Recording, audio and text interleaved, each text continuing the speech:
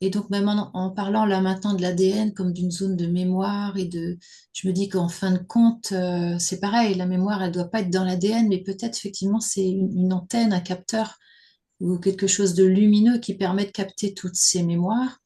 Et au-delà des mémoires, moi je pense que c'est, oui, peut-être une antenne, enfin quelque chose qui émet ou qui reçoit, je sais pas trop, et, mais qui est en lien avec toutes nos potentialités d'humain, j'allais dire d'humain, d'âme incarnée dans ce corps d'humain, euh, et que certainement qu'à un moment donné, on va pouvoir euh, allumer tout notre ADN originel, et à la fois originel puis à la fois original, parce qu'à mon avis, il est quand même unique pour chacun d'entre nous.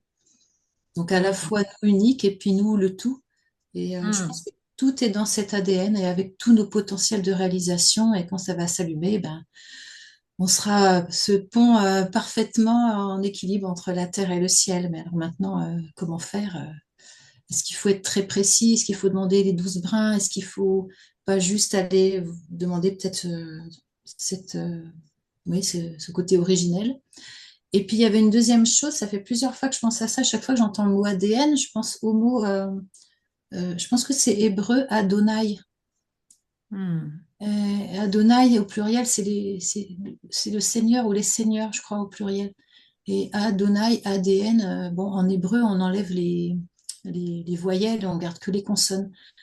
Et voilà, ça m'interroge aussi, Ça vibre. ce Hein? côté-là. Ouais, Ouais, ça donne quelque chose là. Ouh. voilà. Wow. Et puis je me dis aussi si actuellement, dans cette période de transition, certains humains sont tellement pressés de nous faire absorber des choses avec de l'ADN modifié, des choses comme ça, c'est bien que quelque part, c'est extrêmement précieux, notre ADN originel. Donc Hmm. voilà, Merci. voilà ce que je pourrais en dire. Wow. Ouf, ouais, super. Sandrine? Alors, je suis comme Anémone, je connais pas grand-chose à l'ADN. Par contre, tout de suite, ce qui me parle, c'est l'ADN dans la matière. C'est celui que qu'on a tous, j'imagine, ce qui porte dans nos cellules les émotions, les peurs, tout ce qui est... En fait, ça me fait penser à la personnalité, le microcosme dont tu parles, Froque, mais aussi, de l'autre côté, il y a cet ADN originel où il y a l'information qui est parfaite, qui est déjà là, et c'est la reconnexion à la source. Et ce qui est génial, c'est que même si on ne connaît pas grand-chose à l'ADN, mais c'est qu'avec la M2P, on va pouvoir revenir dans cette origine, dans cet ADN originel, en fait. Mhm. Voilà, Voilà. on peut mettre avec notre conscience qu'on va raisonner Mhm. l'ADN optimal pour nous, pour notre évolution, de vraiment toujours avec les intentions qu'on met, de nous approcher plus harmonieux à tout notre potentiel multidimensionnel. Et voilà, on va discuter peut-être comment on va les nommer comme intention. Juste, peut-être je vais ajouter encore deux choses. Mais dans l'épigénétique avec Bruce Lipton, il est magnifique. Mais on voit que avant, on a pensé que l'ADN, c'est fixe. C'est comme ça. On a hérité ça de notre famille, de nos parents. Et aujourd'hui, on sait que mais c'est le champ qui va modifier, qui va déclencher, comme Agnès a dit, mais est-ce que ça va être une cellule du cœur? Est-ce que ça va un œil? Hein? Et c'est vraiment toujours le champ. Et là, on voit aussi comment l'esprit, après, c'est cet corps éthérique qui va se former et déclencher des choses, mais dans la matière, ou va construire la matière dans une certaine façon. Et quand le champ change, mais l'ADN peut changer. Alors, il n'y a rien que de fixe. Si on dit c'est une récepteur, une émetteur et une stockage de lumière, on voit tout de suite que mais c'est très flexible. Et on répète toutes les choses jusqu'à maintenant, mais toute évolution pour moi, mais toutes ces spirales-là, quand on va les mettre l'une après l'autre, c'est je ne sais pas combien de fois de la Terre au Soleil et retour. Alors on a une immense longueur de stockage de ces trucs. Et pour moi, c'est aussi toute évolution, hein, tout est spirale. Mais ça commence, les histoires, et chaque fois, il s'ajoute quelque chose et ça crée des formes. Et toute évolution, c'est comme ça.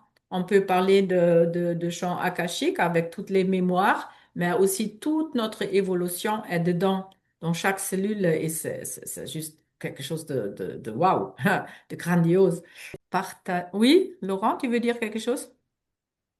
Oui, euh, c'était une synthèse un peu de ce qui a été dit et de ce que tu dis.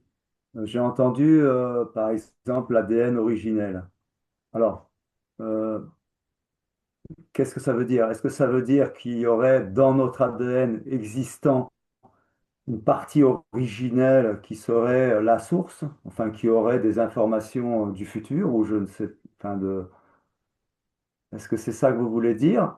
Par contre, quand toi tu en parles, moi je suis plus d'accord avec l'histoire que l'ADN est vraiment, je le vois plus comme quelque chose de passé, quelque chose qui se construit au fur et à mesure, exactement, et quelque Oui. chose qui évolue.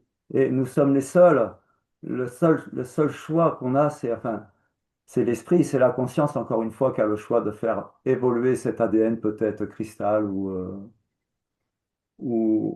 causal, en tous les cas, qui serait pas... voilà, c'est juste un petit point, je voudrais rafraîchir pour que ça soit clair, je sais pas si...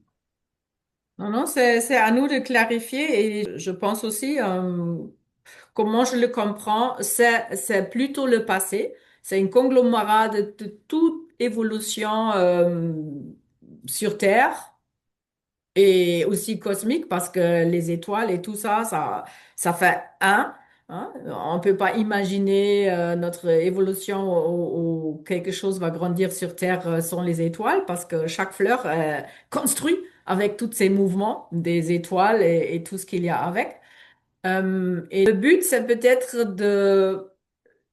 euh, de demander ou de mettre l'intention qui va nous servir, nous, comme personnalité, pour retrouver notre plein potentiel et aussi avec la source. Hein? Ça, c'est pour moi quelque chose, une intention, on peut nommer. Je, les 12 brins. Je peux imaginer, il y a quelque chose avec le cosmos qui a aussi 12 choses différentes et que tout est harmonieux ensemble, chaque chose à sa place. Ça va servir. Et peut-être le 13e, Joup on sort de tout ça et on a réunifié avec le divin.